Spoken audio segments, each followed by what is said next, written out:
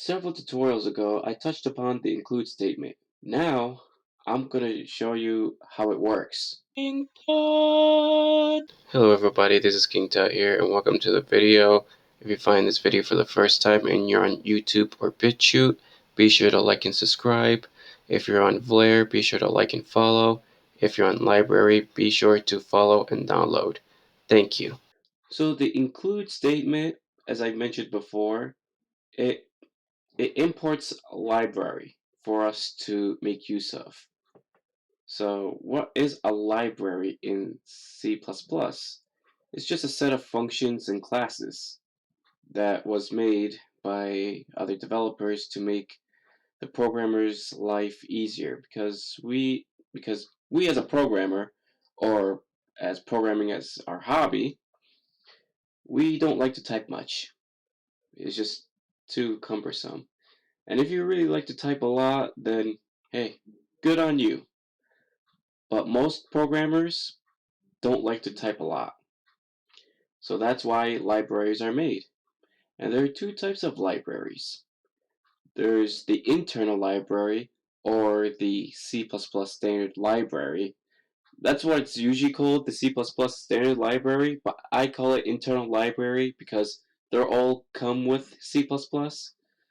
And the external library, which it doesn't build into C++, but you have to get it online. You have to download it, and you have to link it to the IDE. You have to link it to your project as well. But I'm not going to go into the external library. I'm not going to even show you. I'm going to be showing you external library when the time needs. I'm going to show you how to use a internal library. So suppose we want to output 2 to the third power. I know it's a ridiculous example, right?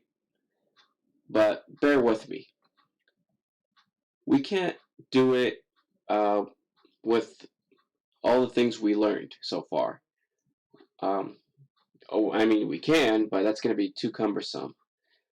But we want to actually output 2 to the third power. However, there's no syntax that allows us to raise 2 to the third power. So what can we do here is we could import a library that allows us to raise 2 to the third power. So to do that, we put the number sign, the include keyword, and what we're going to use here is cmath. Like I mentioned, that is built into C++. So, and what I mean built into C++ is people who made C++ made this. This is come with C++. Okay, I don't want to over-explain and make this so complicated as it usually than it is. So once we use cmath, so once we include this, we can use all the functionality inside of this library. We could actually raise 2 to the third power. So let's see out, and to raise 2 to the third power, we use a function called, and if you want to actually have suggestions on the syntax, like the one on Google, control space. All right, so to raise 2 to the third power, we implement pow, and then we press enter, and then it's gonna tell us the first parameter we're gonna put in. So let's just put 2 as the base value, and then let's press tab, and let's press 3, and then we're going to end this line. Oh, one thing that I want to mention, these angular brackets, these two are at the right of M. You just need to press shift, comma for the left angular bracket, and shift period for the right angular bracket. Alright, so if we run this program, it should get us the number 8. So let's run this program. Let's click OK.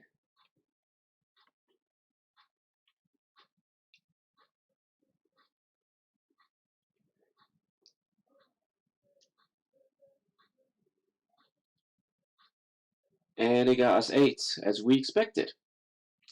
So if you are not sure which functions you want to use that comes with this library, go to your outline here.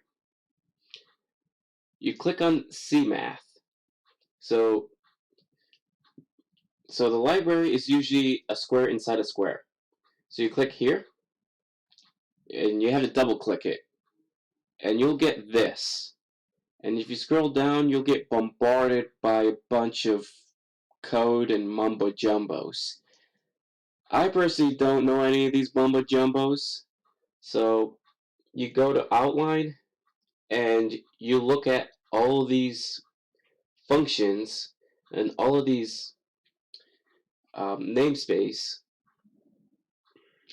is that what it's called, or whatever it's being used. So these green dots, these are all the functions.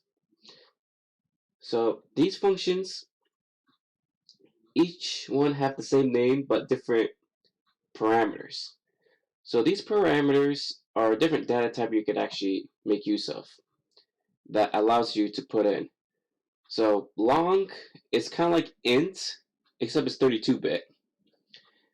And double is, well, it's 64-bit. You could put decimals on it. And you could actually put float number in it. And you don't have to make it as a decimal. You could actually put whole numbers. But you can't put a string or a character or a char. You get errors.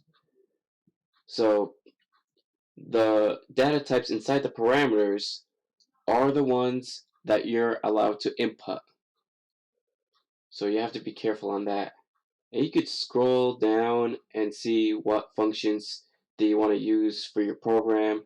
So let's say I want to use a cosine function.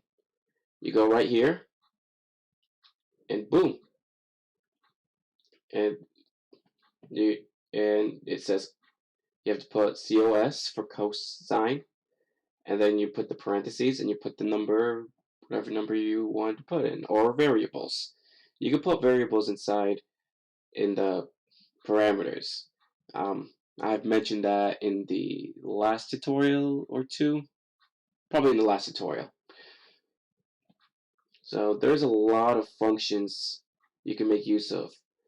But if you don't find that to be helpful, there are resources online that